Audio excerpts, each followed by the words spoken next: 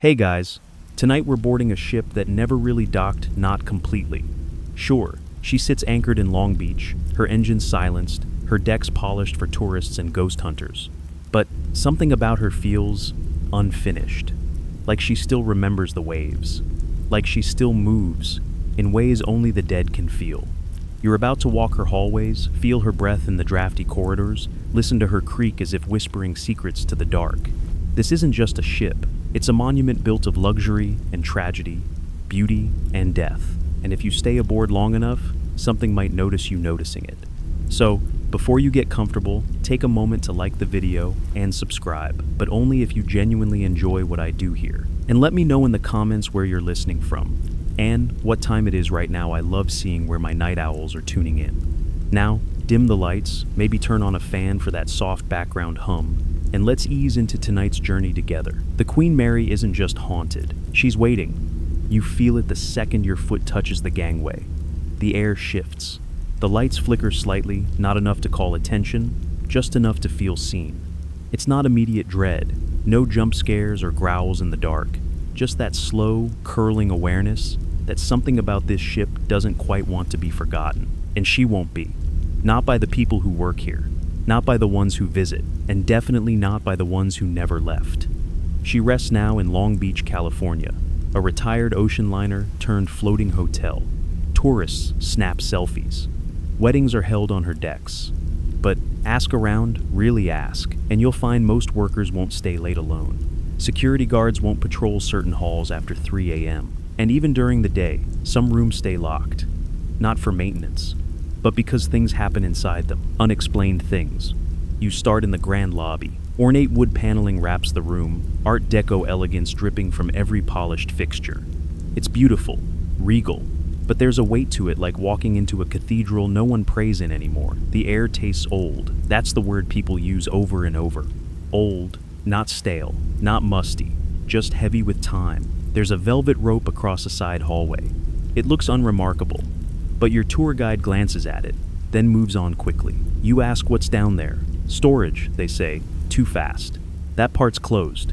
And they don't look back at it again. The Queen Mary was launched in 1934, born of British ambition during a time of opulence and global unrest. She carried celebrities, royalty, and hopeful immigrants across the Atlantic. But she also carried soldiers, thousands of them during World War II. That's when she earned the nickname the Grey Ghost, camouflaged in battle paint, sailing fast enough to outrun torpedoes. Some say the ship was never the same after that, as if war soaked into her bones, as if she saw too much. You walk toward the ballroom. Mirrors line the walls, untouched since the 1930s. You pause, staring at your reflection until it doesn't quite match your movement, just for a second. Nothing dramatic, just delayed, almost like someone's watching you watch yourself. At the edge of the ballroom is a piano. People say it plays by itself sometimes. Never full songs, just notes, lonely ones, and only when no one's supposed to be listening. You reach the promenade deck. Wide glass windows overlook the harbor. The lights of Long Beach twinkle outside, but inside, shadows move too fast, or not at all. Sometimes, if you turn your head too quickly, you'll catch a shape behind you in the glass. Tall, lean, wearing a uniform that hasn't been issued in 80 years. When you turn back, nothing's there, but the air remembers. Your guide tells stories now, some delivered with a smile, others more carefully. They mention room B340 more on that later, and the swimming pool, where people hear splashing even though there's no water. But then they say, there are places we don't tour. You ask why. They just say, because they don't like it. And no one asks who they are. Every ship creaks at night, but the Queen Mary, she creaks like she's pacing. You'll hear it if you stay the night. Floorboards shifting above you when no one's there. Voices echoing through vents, speaking in accents from other eras. Sometimes, children's laughter. Sometimes, coughing, deep, sick coughing, from places sealed off since the quarantine days. So you stand there, near the stern, alone now. The tour has ended. The last echo of footsteps fades into nothing, and you feel it, that pressure behind you, like breath on your neck. You don't turn around right away, because some part of you knows there's someone behind you, not angry, not cruel, just present, watching. like they never really left this ship at all, like they remember what it was like when it was full, and maybe, just maybe, they want you to remember, too. The Queen Mary's story doesn't begin in shadow, it begins in glittering light, in the early 1930s. As the world crawled out of the Great Depression, the Cunard Line dreamed of building the most luxurious ocean liner ever conceived. She wasn't just meant to cross the Atlantic, she was meant to own it. Laid down in Clydebank, Scotland, the ship took shape with the precision of a cathedral and the ambition of a palace. Thousands of laborers worked for years, their hammers and rivets ringing out over the River Clyde. The first time her massive hull slid into the water in 1934, crowds gathered like they were watching royalty be born, and in a way, they were. She was fast, she was enormous, and she was stunning. Art Deco flourishes in every corner. Rich mahogany and exotic woods, gleaming brass rails polished so bright they caught the sun like fire. Even her carpets were works of art, designed in sweeping, modern patterns meant to impress the richest travelers in the world. And those travelers came. Hollywood stars in fur coats leaned on the railings as photographers flashed. Dukes and duchesses glided through the grand salons. The ship became a floating city of wealth and power, where the champagne never stopped flowing, and the ocean outside was just a backdrop for elegance. But even then, the Queen Mary had her whispers. Stewards would talk quietly about odd things in the cargo areas, about lights flickering in brand new cabins, about doors closing without the hiss of air pressure to move them. In the engine rooms, hot, loud, and far from the glamour above, crewmen claimed to hear their names called when no one else was around. Still, the ocean liner sailed on, chasing the blue riband for the fastest Atlantic crossing, and often winning. But history has a way of turning luxury into survival. In 1939, as war engulfed Europe, the Queen Mary's champagne glasses were packed away. Her mahogany was covered in dull gray paint. The crystal chandeliers came down. She became the Gray Ghost, a troop ship capable of carrying over 15 soldiers in a single voyage. It was in these years that her darker side deepened. Wartime silence is different from peacetime quiet. Soldiers whispered of strange knocks in the bulkheads, as though something followed the ship beneath the waterline. Officers reported shadows slipping through the passageways at night, dressed in uniforms that didn't match any known regiment. Then came 1942, when the Queen Mary collided with her escort ship, HMS Curacoa, slicing it in half. Over 300 men were lost in seconds. Wartime orders forbade stopping for survivors. The Queen Mary sailed on, her propellers churning the sea behind her into silence. Some say that's when the ship's haunting truly began, that the spirits of those left in the wake found their way aboard anyway, and that once aboard, they never left. After the war, she returned to her luxurious life. Refitted for passengers, her staterooms restored. But a part of her hidden in her steel bones remained anchored to those wartime years. And it's in those bones that most of the haunting stories begin. Because on the Queen Mary, you can still hear both sides of her life. The clink of champagne glasses that aren't there, and the slow march of boots in the dark. And sometimes, if you listen long enough, you can hear them at the same time. The engine room of the Queen Mary is a place where the air feels different, thicker, somehow. Even when the great ship's heart no longer beats. The temperature shifts as you descend into its depths, moving from the open air of the decks into a mechanical cathedral of steel, pipes, and shadow. Even without the engines running, there's a hum down here. A pressure in your ears, a weight in your chest. They say it's because the ship remembers. The crew used to call this area Shaft Alley, a narrow space that runs alongside the massive propeller shafts. It was here, in 1966, that tragedy struck a young engineer named John Petter. The story is simple enough.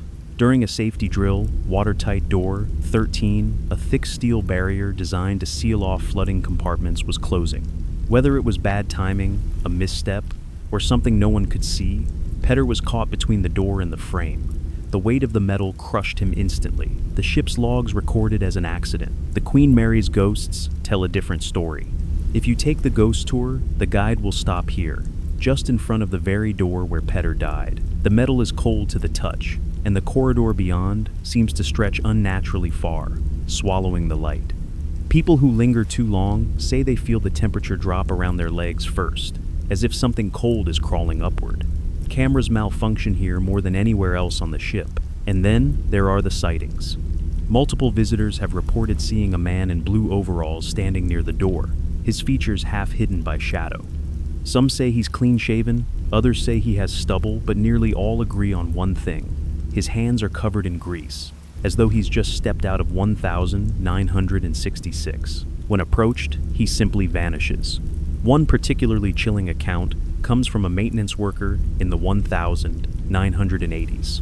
He was alone in the engine room late one night, checking gauges. As he passed door 13, he heard a metallic clang behind him.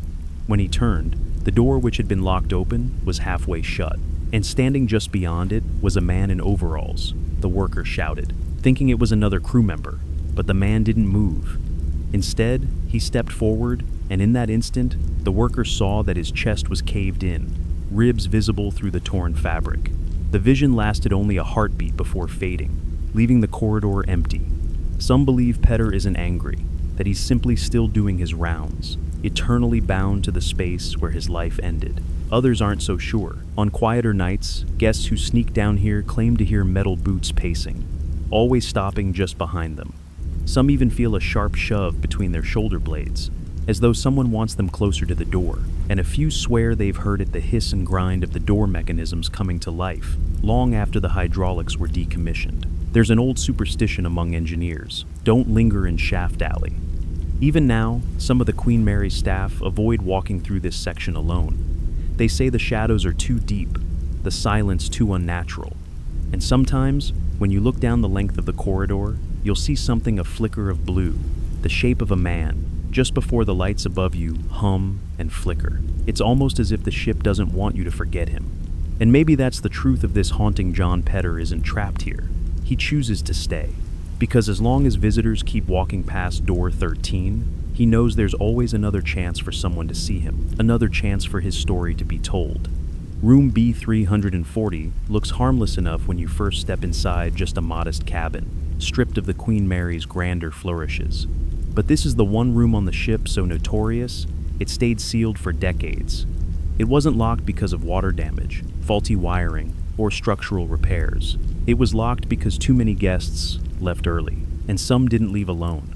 The earliest recorded trouble dates back to the 1940s, when a passenger was found dead in the room under suspicious circumstances. The official explanation was natural causes, but whispers among the crew said otherwise: violent behavior, strange voices, and furniture moving on its own. Over the years, complaints piled up. Guests claimed to hear knocking from inside the walls, footsteps pacing in the middle of the night, and whispers that seemed to come from right beside their bed. But the most unsettling detail? Several people reported waking in the dark to see a figure standing at the foot of the bed, sometimes leaning forward, as if studying them. When they reached for the light switch, it wasn't there. By the 1980s, the ship's management had enough. B340 was pulled from service entirely. The door stayed locked, and the stories only grew wilder in its absence. Some said a passenger had gone mad in the room, tearing at the walls as if trying to escape. Others claimed an officer was murdered there during the ship's wartime service. No records prove either theory, but that hasn't stopped the speculation. When the Queen Mary embraced her haunted reputation in the 2000s, B340 was finally reopened for those brave or foolish enough to rent it. Today, it's staged for ghost hunters: a Ouija board on the desk, an old Bible on the nightstand, a heavy trunk at the foot of the bed. The decor feels like an invitation, and sometimes, something accepts it. Guests report sheets being pulled off in the night, the bathroom faucet turning on by itself, and hangers swinging wildly in the closet with no air movement. One man claimed he awoke to find the word "leave" scratched into the pillowcase, not written in ink, but indented into the fabric like invisible fingers had pressed it there. Another guest filmed herself reading aloud from the Bible provided in the room. At 3:17 a.m., the door handle began to rattle violently on camera, even though she was the only one on that deck. When she called the front desk in a panic, they told her the nearest security guard was 2 decks away. Skeptics point to creaking pipes, thin walls, and the power of suggestion. But there's one detail harder to explain: the knocks. Countless visitors have described the same pattern: 3 slow knocks on the wall, a pause, then 3 more, sometimes from the headboard, sometimes from inside the bathroom. Once, a paranormal investigator responded to the knocks by tapping back the same rhythm. The knocking stopped, but in the silence, he heard a whisper from just behind his ear. It said his name. Not all the ship's hauntings are tied to one location. Some spirits wander, but B340 feels territorial. Like whatever is in here doesn't just visit, it lives here. And if you dare to sleep in the room, you may wake to find yourself part of its long, strange history. After all, cabins can be cleaned, sheets replaced, paint refreshed, but the walls remember everything. You first hear about her while sipping coffee in one of the Queen Mary's polished lounges.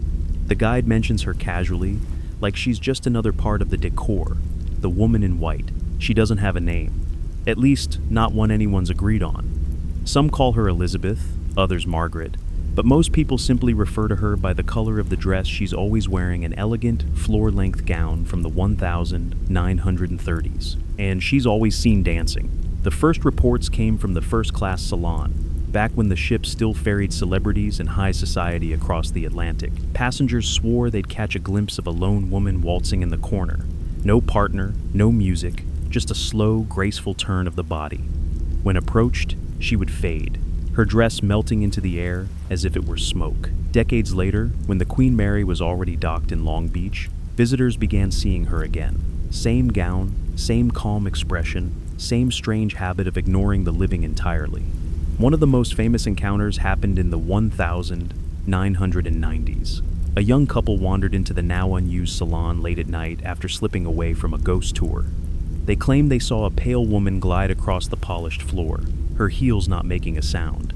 She stopped mid-step, turned toward them, and without moving her lips, they both heard her say the word "go." The lights above them flickered. They didn't argue. The strangest thing about her appearances is the temperature. Witnesses say the air turns warm when she's near, not cold, like most ghost stories describe. It's as if she carries the heat of a crowded ballroom with her, the kind of warmth you feel when 100 people are dancing under chandeliers. Paranormal investigators have tried to record her on multiple occasions, setting up night vision cameras in the salon. In nearly every case, the footage captures nothing except for unexplained EMF spikes and the sound of faint music, too muffled to identify. Some say she's a former passenger who loved the ocean and the luxury so much she never truly disembarked. Others insist she's something older, a kind of guardian presence that keeps watch over the ship's more troubled spirits. And then, there are the more unsettling theories. A few psychics claim she isn't dancing alone. They say she's moving in time with someone you can't see. One former ship employee, a security guard who worked the Queen Mary in the early 2000s, swore he saw her twice. The first time, she appeared just after midnight, gliding across the empty salon. The second time was months later, in broad daylight.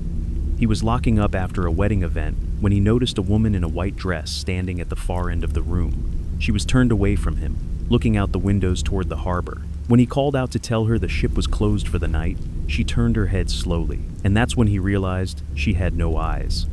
Just smooth, pale skin where they should have been. Whether she's a remnant of the ship's glamorous past or something much stranger, the woman in white remains one of the Queen Mary's most famous residents. She doesn't speak often, she doesn't chase or threaten.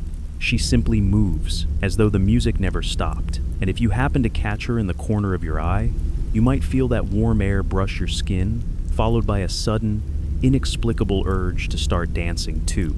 The Queen Mary's first-class swimming pool is one of the most breathtaking spaces on the ship, even now, dry and empty, with no water shimmering under its ornate ceiling. When you step inside, you can almost hear the splashes of decades past. The Art Deco tiling still glistens under the soft light, and the high walls make every sound echo in a way that feels deliberate. It's beautiful, and it's never truly silent. In the ship's heyday, this pool was for first-class passengers only. The water was heated, the air was warm and scented faintly of salt, and the steps were lined with polished chrome rails. Ladies in swim caps and one-piece suits laughed from the diving platform, while stewards in crisp uniforms offered towels. But once the ship retired and the pool was drained, something else seemed to move in. Visitors and staff alike have reported hearing the unmistakable sound of splashing sharp, clear, as though someone had just dived in. But when they look toward the deep end, the surface is dry and still. Footsteps are common here, too wet, bare feet slapping against tile, sometimes trailing all the way to the changing rooms before vanishing entirely. Then there's the laughter, high-pitched, joyful, childlike. One of the most persistent legends tied to this pool is the ghost of a little girl known as Jackie. No records confirm her presence on the ship, but countless guests claim to have encountered her. She's said to be around 6 or 7 years old, with bobbed hair and an old-fashioned swimsuit. Some report seeing her skip along the pool's edge. Others say they've heard her calling out for her mother in a plaintive, echoing voice. A paranormal team once brought a recording device into the pool area late at night. They asked aloud, "Is anyone here with us?" On playback, a tiny voice answered, clear as day, "I'm here." Moments later, another voice, this one older, female, and sounding stern, muttered something unintelligible. Some believe this second voice belongs to a spirit the child is connected to. Others think it might be one of the pool's many adult residents who doesn't like uninvited guests. The changing rooms adjacent to the pool have their own share of unsettling activity. Visitors describe seeing figures dart past the open doorways, always just far enough away that you can't quite make out details. One former staff member told of cleaning the pool area alone one evening when he heard splashing. Assuming it was a trespasser, he went to investigate. He saw a ripple move across the dry tiles of the deep end, as if water had just been disturbed.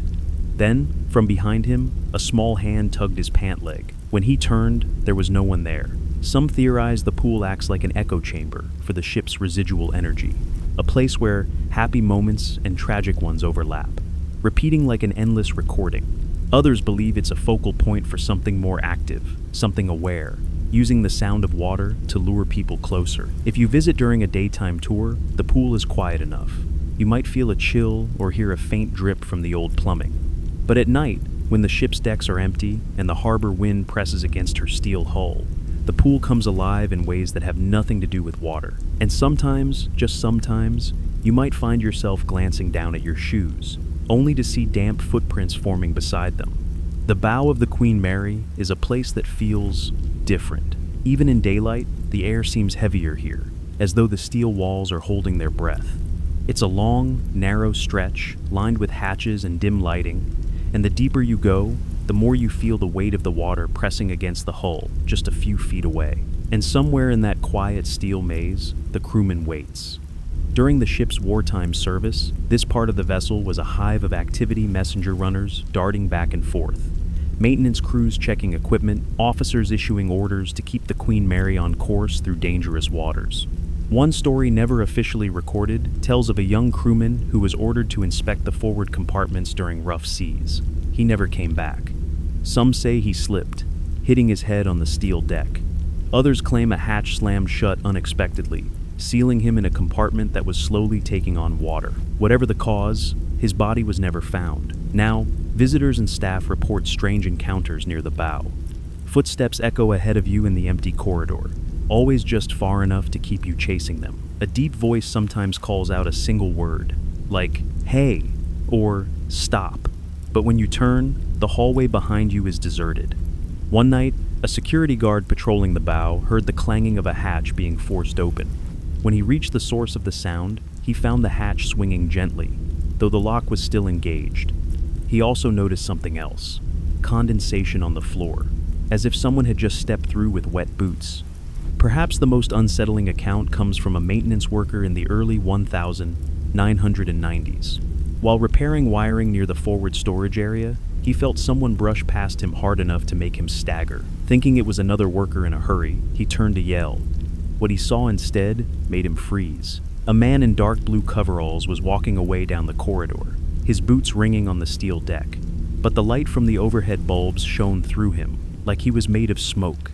The figure turned at the far end of the passage, raised one hand in what looked like a wave, and then was gone. Psychics who visited the bow claim the crewman's energy is restless, pulled between duty and a sense of unfinished business.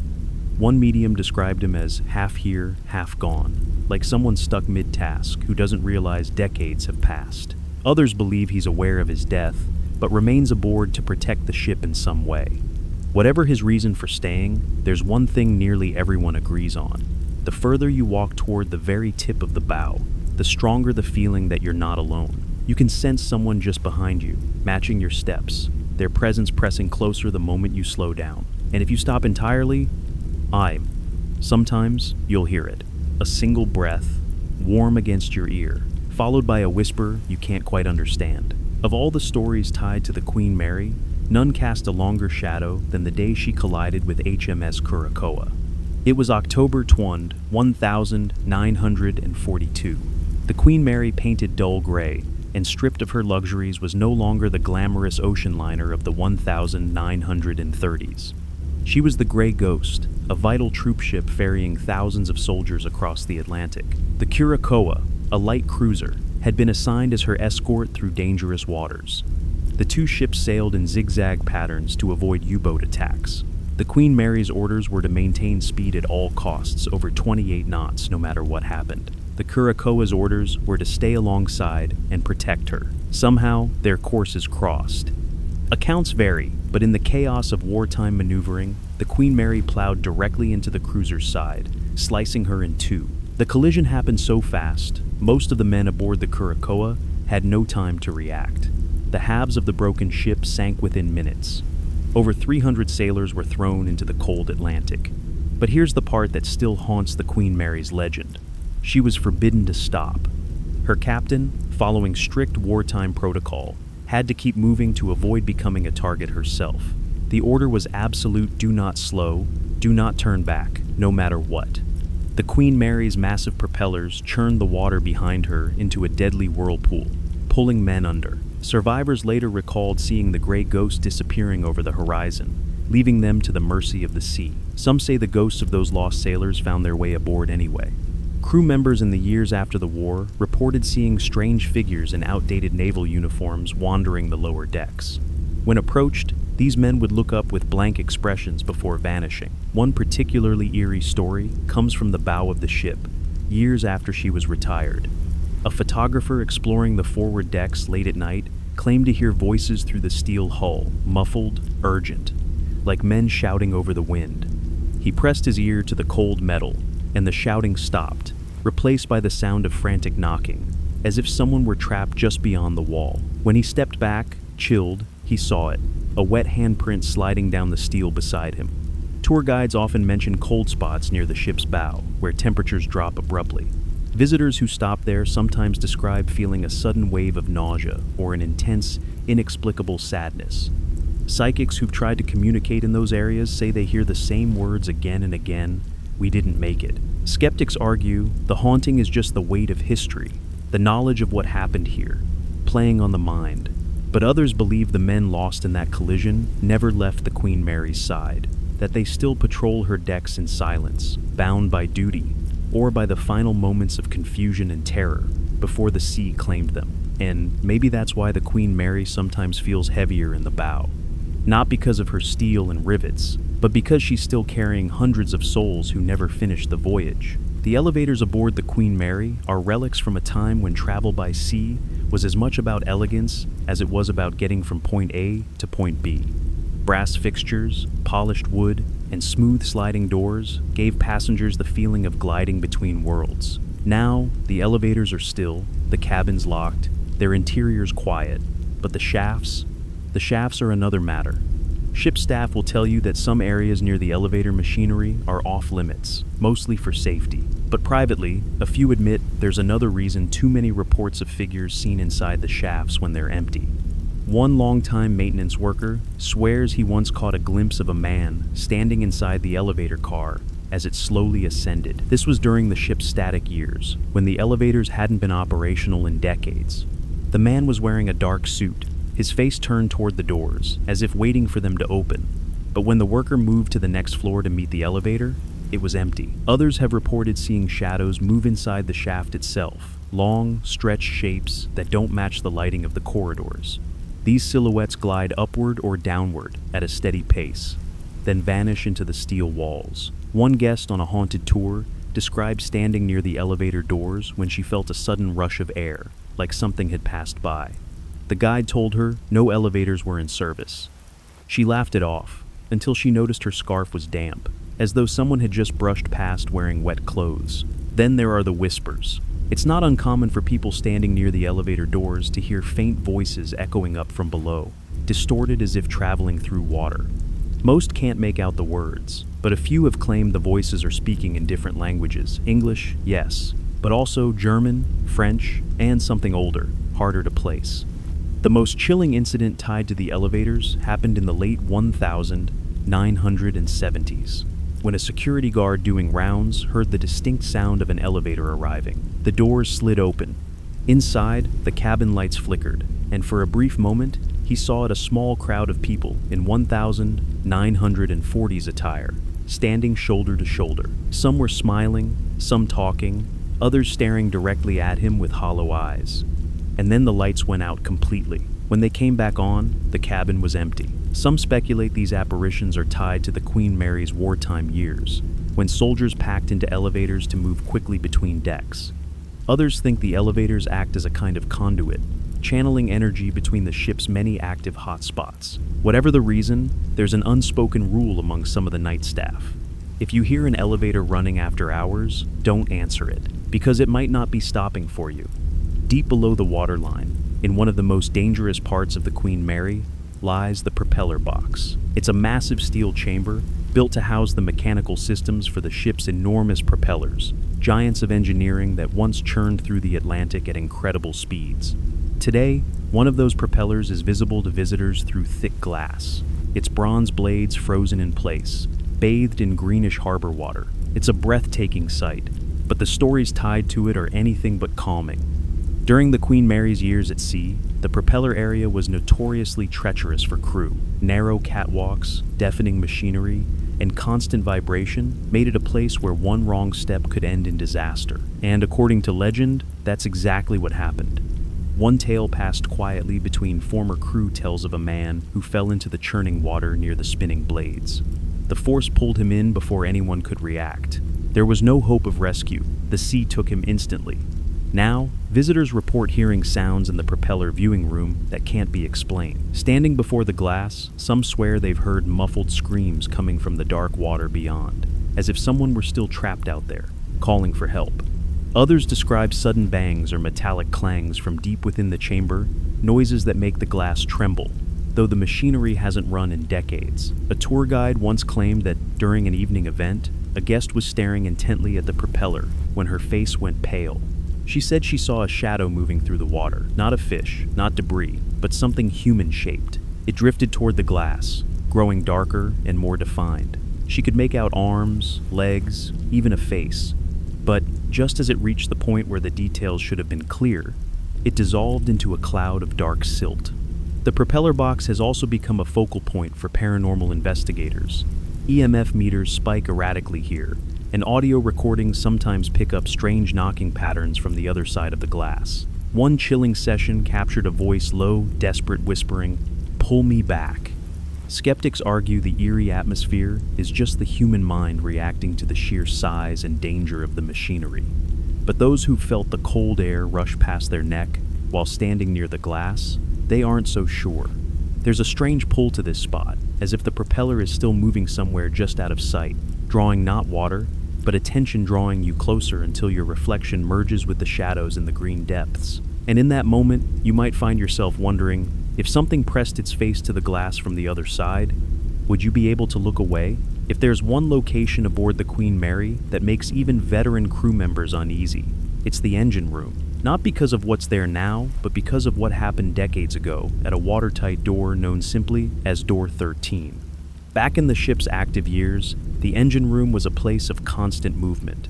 Gears grinding, gauges hissing, steam venting from heavy pipes. In emergencies, the massive watertight doors could slam shut in seconds, sealing off compartments to keep the ship afloat.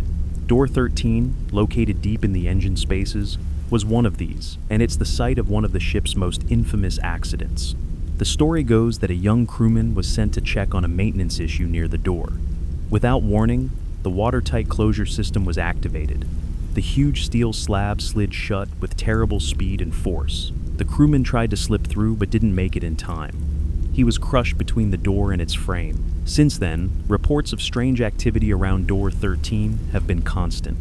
Visitors claim to see a man in blue overalls and a cap lingering nearby. Sometimes he's leaning casually against the wall, as if waiting for someone. Other times, he appears to be inspecting the door itself, but when you blink or glance away for just a moment, he's gone. In the 1980s, during a tour for naval cadets, one of the young men asked the guide if anyone else had just walked by them in the narrow corridor. The guide said no one had. The cadet looked uneasy and explained he'd seen a tall man in work clothes step directly through the closed, watertight door. Some of the most unnerving encounters involve physical sensations. People passing through the area sometimes feel a sudden pressure against their backs or shoulders, as though being shoved forward. Others report a chill sweeping through them so strong it makes their teeth chatter, despite the engine room being warm from the surrounding machinery. Paranormal investigators have tried for years to capture evidence of the so-called Door 13 crewman. Thermal cameras occasionally pick up a human-shaped cold spot near the frame.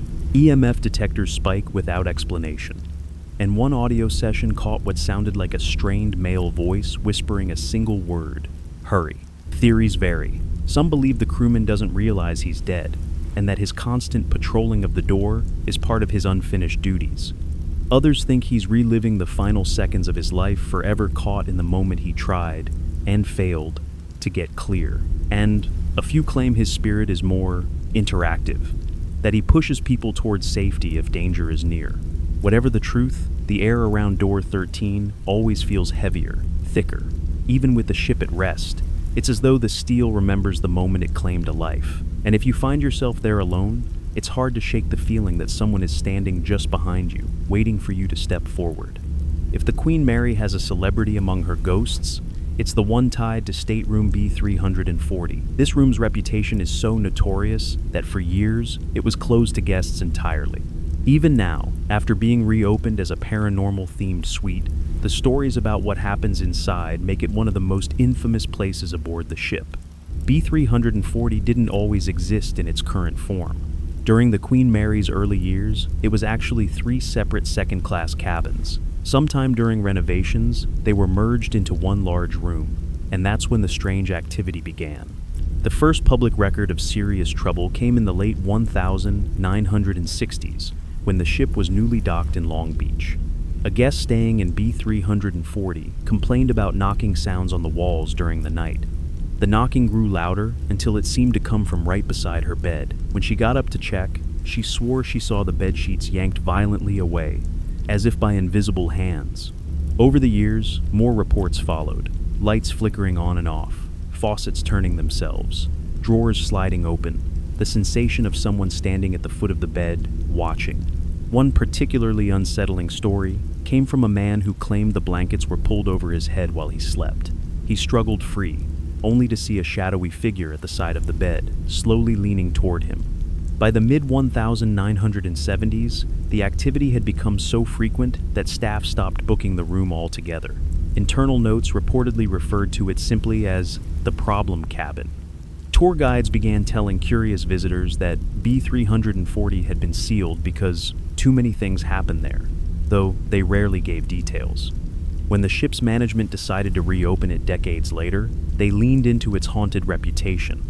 The suite was redesigned with eerie decor, a Ouija board, and ghost hunting tools for brave guests. And the stories didn't stop. One modern guest claimed to hear a steady knocking from inside the bathroom wall. Assuming it was a pipe issue, she went to find a crew member, only to learn there was no one in the neighboring cabins. Another said she woke to find the words "Get Out" scrawled on the mirror, in what looked like condensation, though the room's air was dry and cool. As for who or what is haunting B340, theories abound. Some believe it's the spirit of a third-class passenger who died in mysterious circumstances during the ship's service. Others think it's tied to the cabin's wartime use, when the Queen Mary carried not just troops but also prisoners. And then there's the darker rumor. A few claim B340 was once the scene of a violent incident, one so disturbing it was quietly erased from official records. The activity, they say, is the echo of that moment, repeating itself over and over in the dark. Whatever the truth, there's one common detail in nearly every account: the presence of something in the room that wants you to know it's there. Whether it's knocking on the walls, pulling at your blankets, or simply breathing near your ear in the silence, B340 doesn't stay quiet for long. And if you're brave enough to spend the night, I don't be surprised if you wake to find you're not alone. During her glamorous years as a luxury liner, the Queen Mary offered something few ships could match: a dedicated playroom for her youngest passengers. It was bright, cheerful, and filled with toys, books, and little chairs perfectly sized for children. The sound of laughter would spill into the corridors, and nannies or governesses would hover nearby, keeping watch as little ones played. Now, the playroom is empty. The toys are long gone, the walls bare. But some say the laughter never left. Visitors walking past the area have reported hearing giggles drifting out from behind closed doors. Sometimes the laughter is light and happy, other times it's paired with the sound of running footsteps, tiny ones, pattering across the floor. One guide tells of stopping near the playroom to let a tour group catch up. In the pause, she heard the faint squeak of a rocking horse. When she peeked in, there was nothing inside, yet the sound continued for several seconds before fading. Perhaps the most famous spirit connected to the playroom is the same little girl said to haunt the first-class pool, Jackie. Many believe she roams between the pool area and the old playroom, drawn to the places where she once felt happiest. Some paranormal investigators even claim to have recorded her voice in both locations on the same night, suggesting she moves freely through the ship. But Jackie isn't the only child spirit said to linger here. There are reports of another, an older boy with a mischievous streak. One former night guard recalled hearing what sounded like marbles rolling across the floor inside the locked playroom. When he unlocked the door to investigate, the sound stopped. But as he turned to leave, something small tapped the back of his leg. He spun around, nothing there. Later, when he mentioned the incident to a coworker, the other man laughed nervously and said, "Yeah, the boy likes to play games. Don't take him too seriously." Some visitors have had more unsettling experiences. A woman touring with her young son claimed the boy began waving into the empty room, smiling and whispering to someone she couldn't see. When she asked who he was talking to, he replied matter-of-factly, "The girl says she lives here." The woman didn't wait for the rest of the tour. There's an ongoing debate about these child spirits. Are they truly the lingering souls of young passengers, or something else entirely? Something that chooses to appear as children to seem harmless? Those who've encountered them in person usually describe a sense of innocence, but there are rare accounts of guests leaving the area suddenly overwhelmed by sadness, as if they'd been given a fleeting glimpse into a life cut short. Whatever the case, the playroom stands as a strange pocket of joy and melancholy aboard the Queen Mary, a place where echoes of childhood remain trapped in the steel walls, stubbornly refusing to fade. And if you stand there long enough, you might just hear the sound of a ball bouncing softly, somewhere deep in the empty room.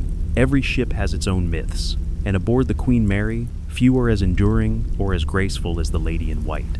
She's been spotted for decades, gliding through corridors in a flowing white gown, her presence so vivid that more than one guest has mistaken her for a live performer in costume. It's only when she vanishes into thin air that the truth becomes clear.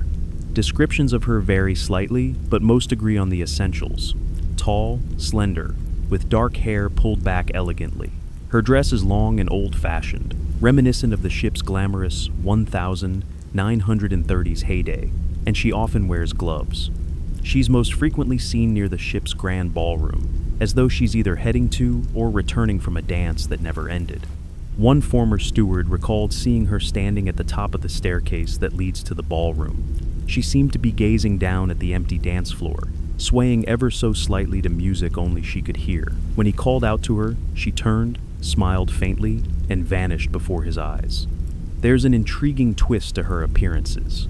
Some witnesses claim they hear faint strains of music when she's near, old jazz tunes, the soft notes of a waltz, or the murmur of conversation as if the ballroom were alive again for just a few seconds. One guest even insisted she heard the Lady in White humming along to the music, her voice delicate and haunting. But who was she? Some say she was a first-class passenger who died unexpectedly during a voyage, possibly from illness.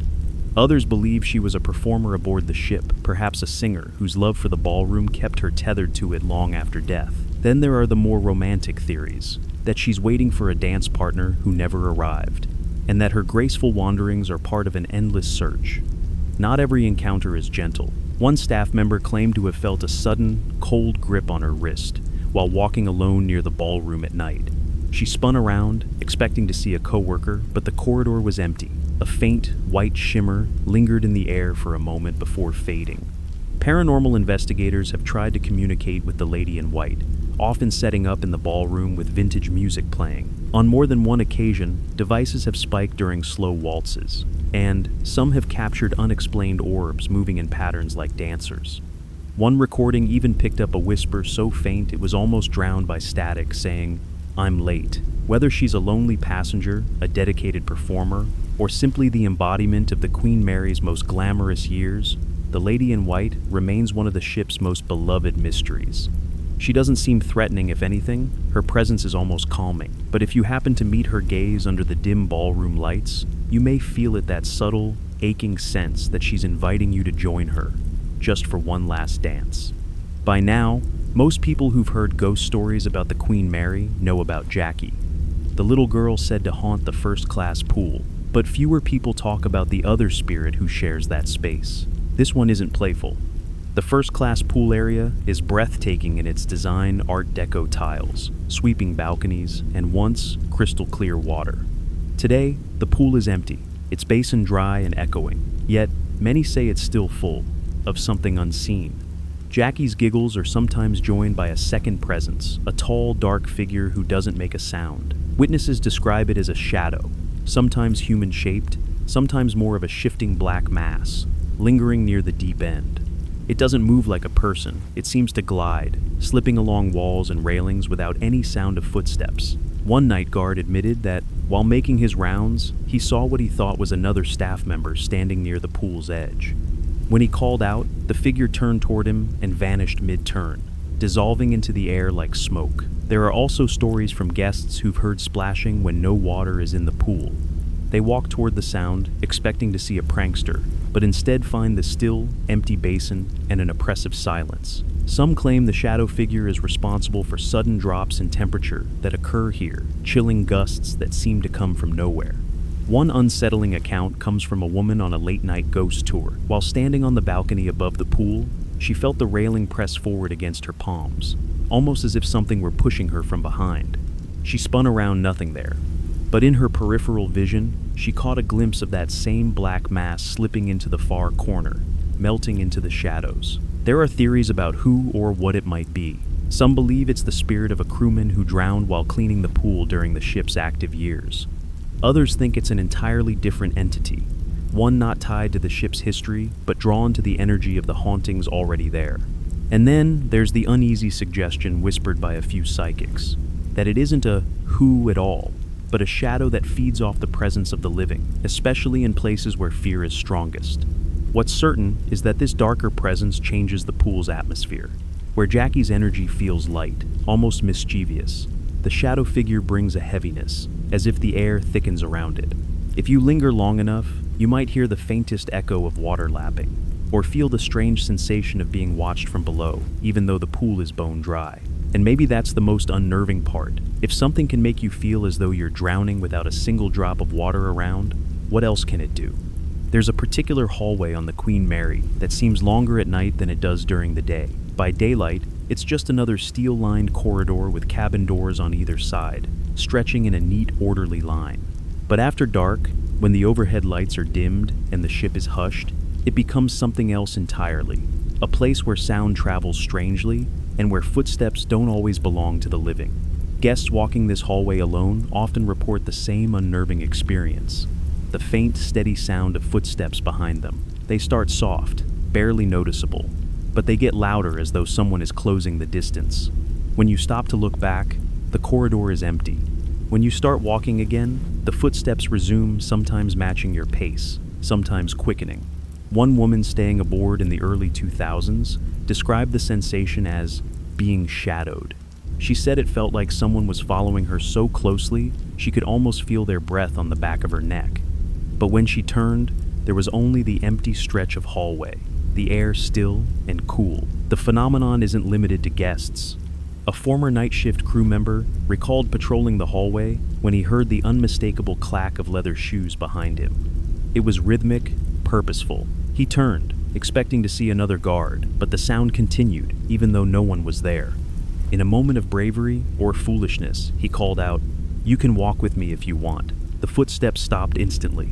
Adding to the eeriness, some people have reported seeing partial apparitions here, a pair of legs vanishing into thin air mid-stride, or just the movement of a shadow across the floor with no visible source.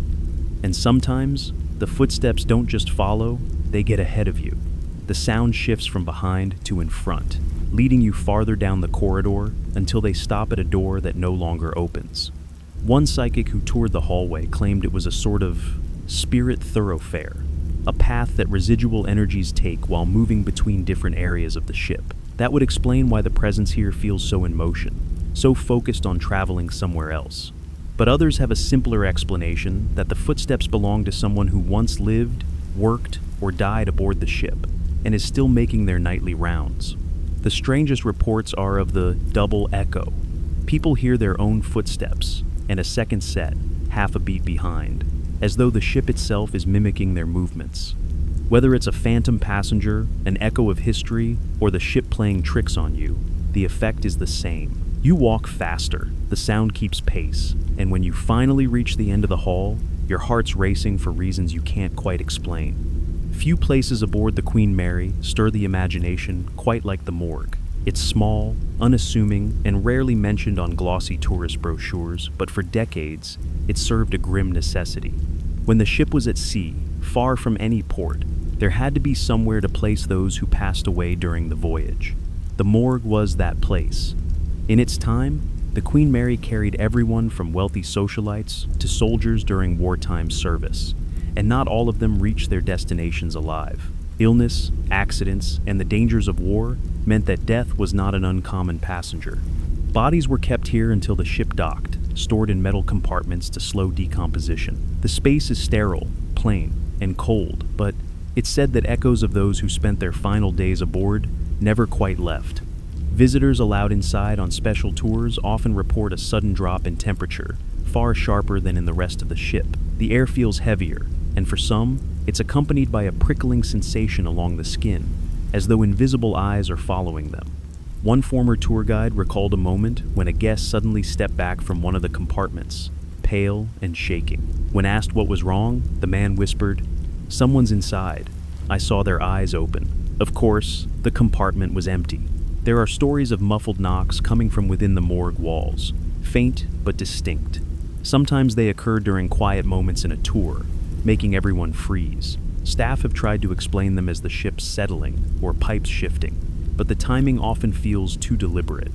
A few psychics claim the morgue is one of the most spiritually charged areas aboard. They say it's not just the dead who were placed here, but the grief and fear of those who stood outside, waiting, that lingers in the steel walls.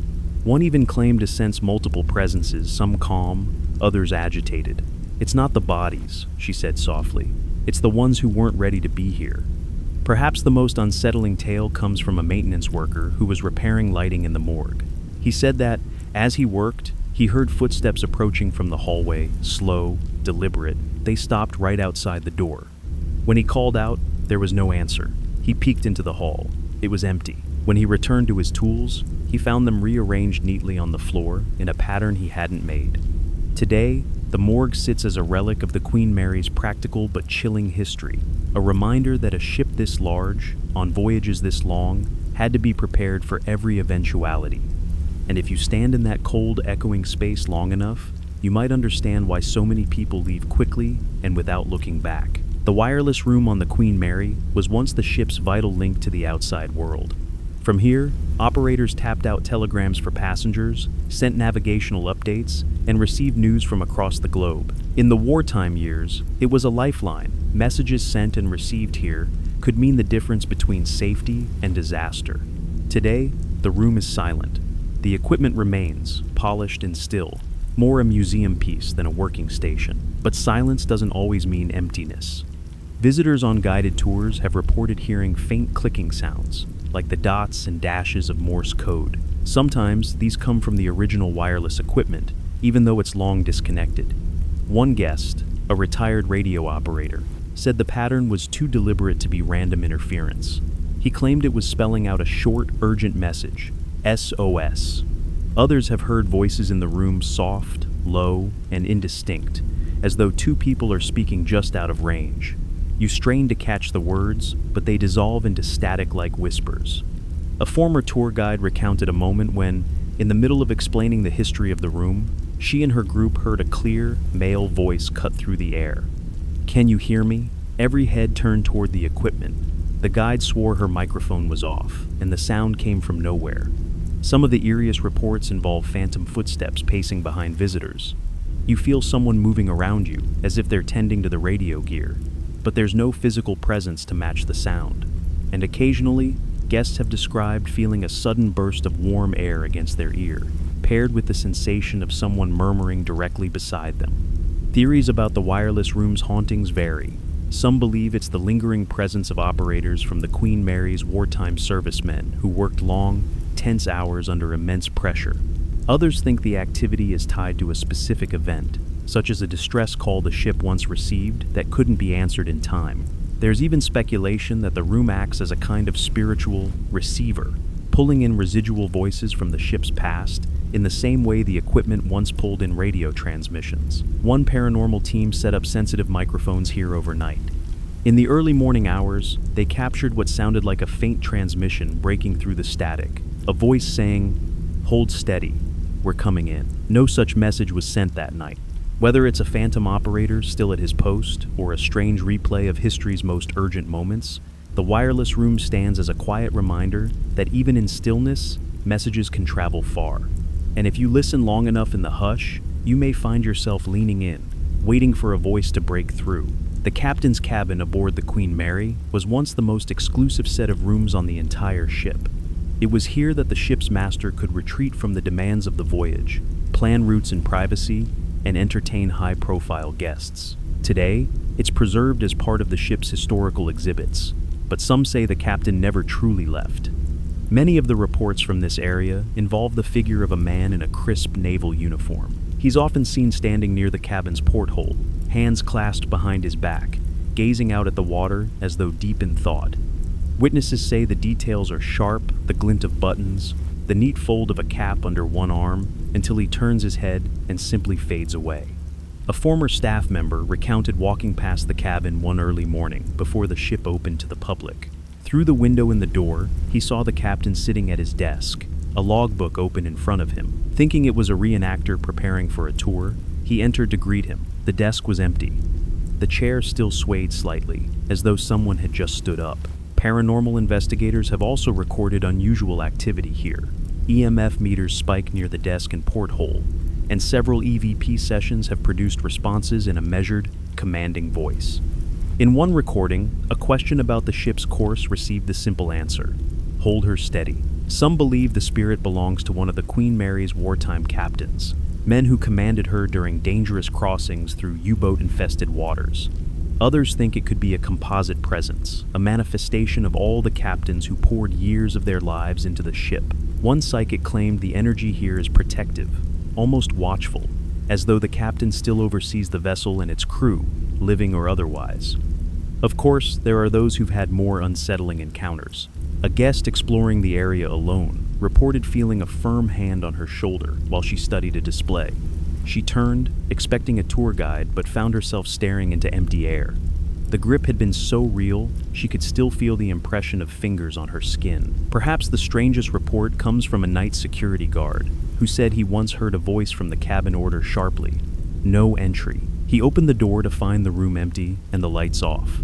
Whether this spectral captain is keeping watch, guarding his private quarters, or simply reliving moments of duty, the cabin remains a place where the air feels heavier, the silence deeper. And if you ever pass by and see a man in uniform at the porthole, you might want to offer a respectful nod. After all, it's still his ship. The engine room of the Queen Mary is a cathedral of steel towering machinery, labyrinthine walkways, and the lingering scent of oil baked into the walls. It was the heart of the ship during her active years, where engineers worked in sweltering heat to keep the massive turbines turning. And it's here that one of the most tragic accidents in the ship's history occurred. In July 1966, during a routine drill, a crewman named John Petter was caught in one of the watertight doors, specifically door 13. These heavy doors were designed to close quickly to seal off flooding in the event of an emergency. Petter was only 18 years old, a young man with his whole life ahead of him. He didn't survive the crushing force. Today, door 13 is no longer in use, but it remains on display, and according to many, it's not empty. Visitors and staff have reported seeing a man in blue overalls walking through the engine room, usually near the door itself. His features are clear, but his demeanor is calm, almost as if he's still focused on a job that needs doing. One staff member recalled watching him from across the room, thinking he was part of a maintenance crew. She turned away for only a second, and when she looked back, he was gone, without the sound of footsteps, without any sign of movement. Others describe feeling an odd rush of air near the door, as though someone has just brushed past them. A few claim to have heard the clang of metal, loud and sudden, even when the machinery is silent. Paranormal investigators have recorded some of their most compelling evidence here. EVPs have captured a young male voice saying, "Watch out," or "behind you," and EMF detectors have spiked dramatically near door 13, despite no electrical sources nearby. One team even claimed to catch a shadow figure ducking behind a set of pipes, only to find nothing when they followed. There's an ongoing debate about whether the spirit here is truly John Petter. Some believe it is, tied to the location of his death. Others suggest it might be a residual haunting, a repeating echo of the accident replaying itself in some invisible loop. Either way, many who enter the engine room leave with the same impression, a mix of awe and unease, the sense that this place has not forgotten its most infamous moment. And if you happen to be here late at night, when the ship's hum is low and the shadows grow long, you might hear it a sharp metallic slam, followed by the fleeting image of a young man in blue, moving quickly as if to warn you of something you can't yet see. Elevators aboard the Queen Mary were a symbol of luxury in her day, gleaming brass doors, smooth rides between decks, and attendants to operate them for passengers. Now, they're mostly still, their interiors polished for display, their machinery silent.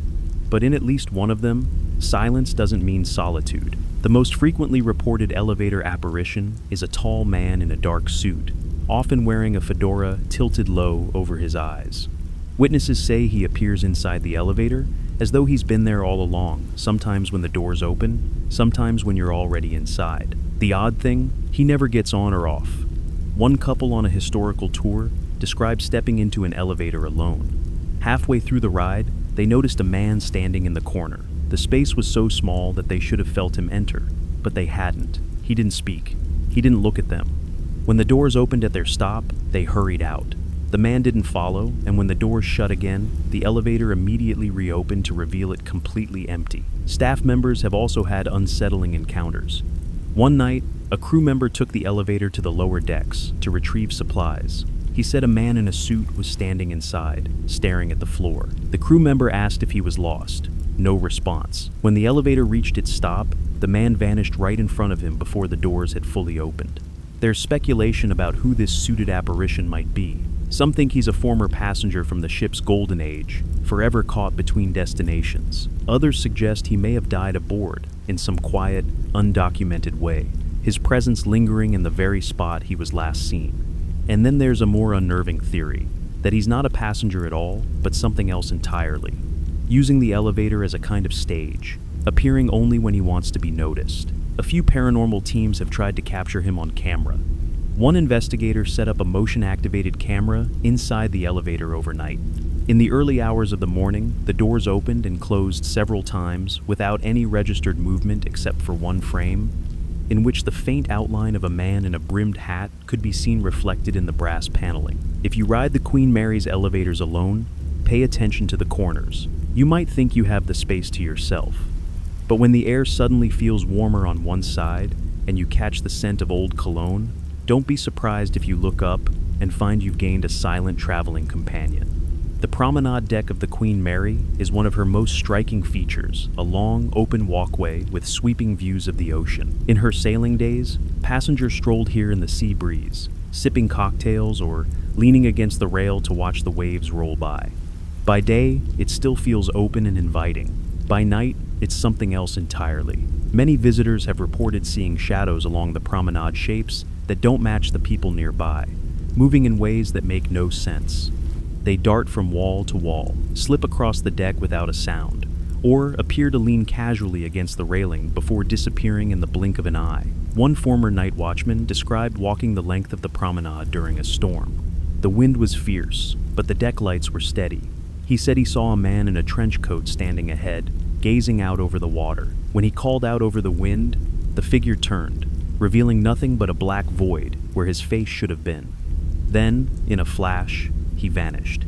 Another story comes from a couple who decided to take a moonlit walk. They noticed a shadow trailing them longer and darker than their own.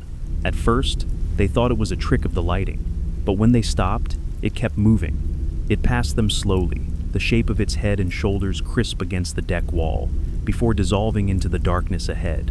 Some believe the shadows are passengers from the ship's glamorous era. Their images burned into the Queen Mary's history.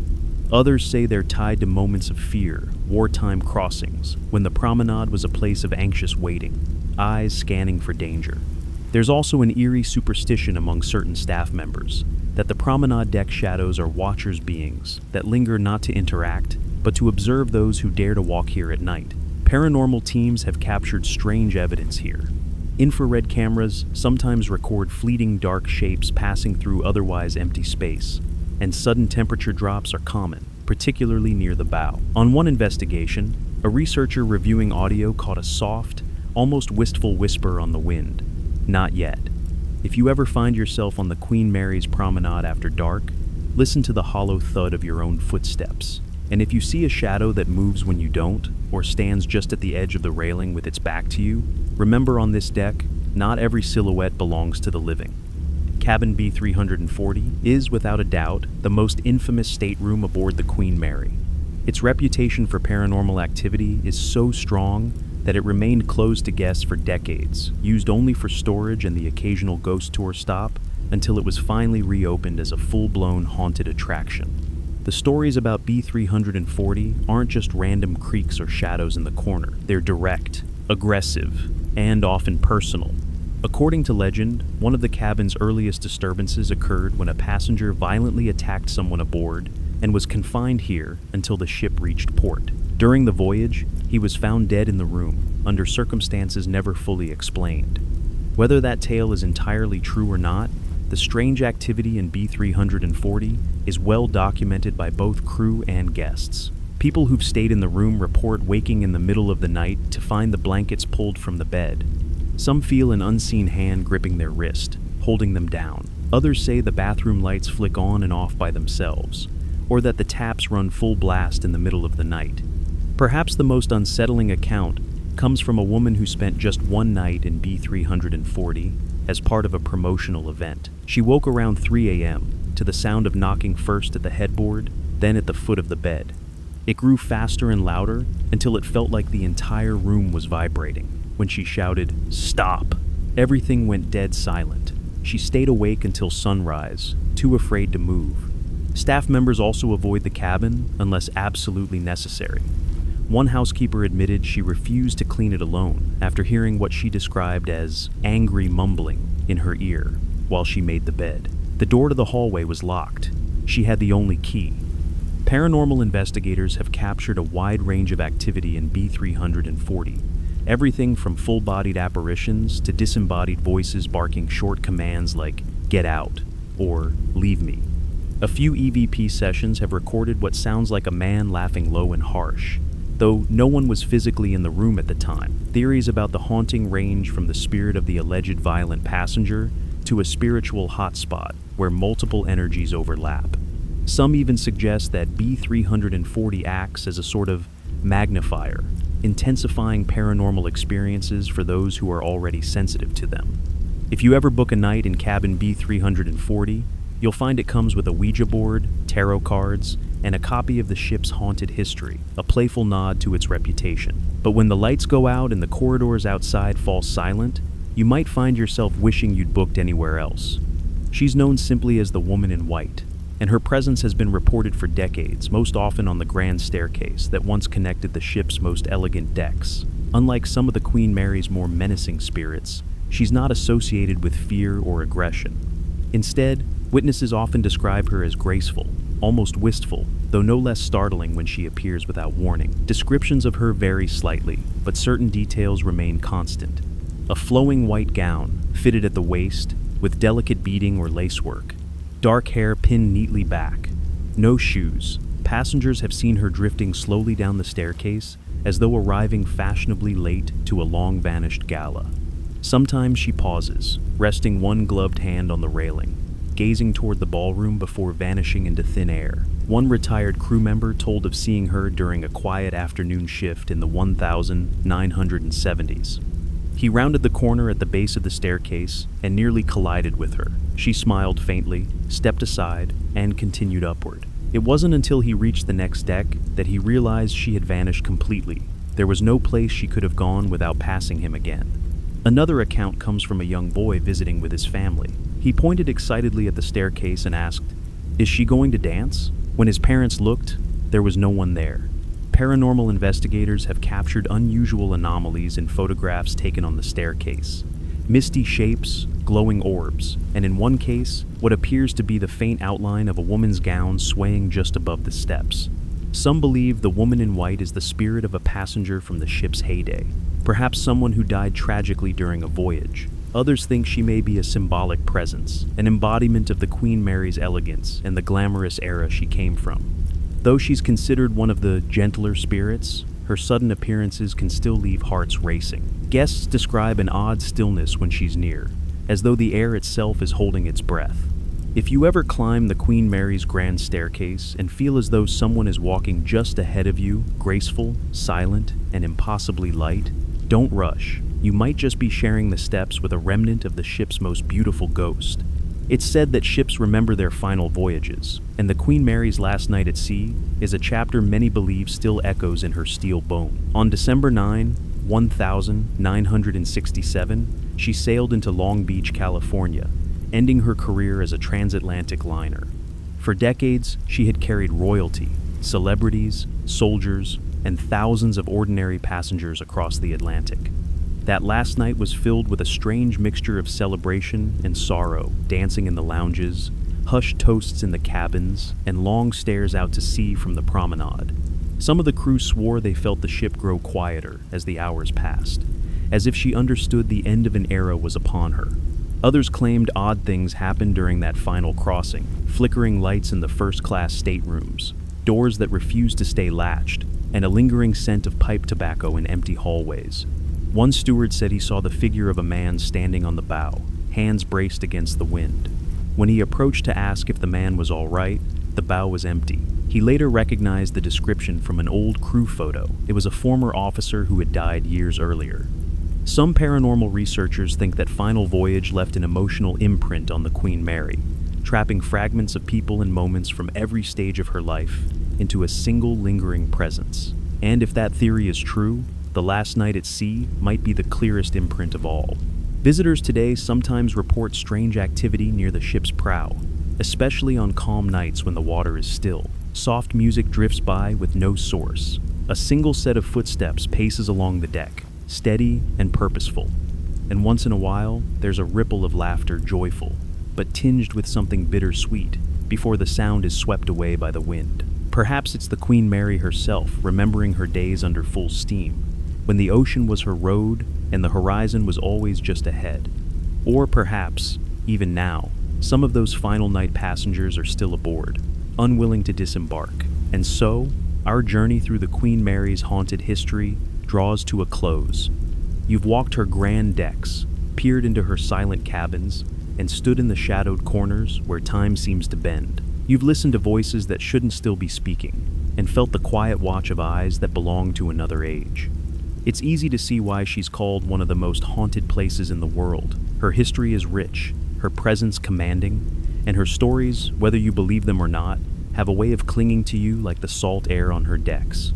As the ship rests now in Long Beach, the hum of her engines long gone, she feels less like a retired vessel and more like a sleeping giant, a giant who dreams of her past, and sometimes lets those dreams spill into the waking world. Maybe it's the sea air, or the creak of her timbers at night, or maybe it's something else, something that has chosen to stay aboard, guarding her history one strange encounter at a time. If you ever find yourself on the Queen Mary, take your time.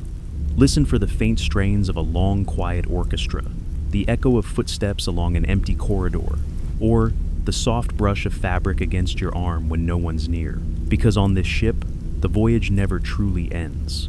Now, close your eyes. Let the sound of the water steady your breath, and know that whatever lingers out there in the dark, tonight, it will let you rest.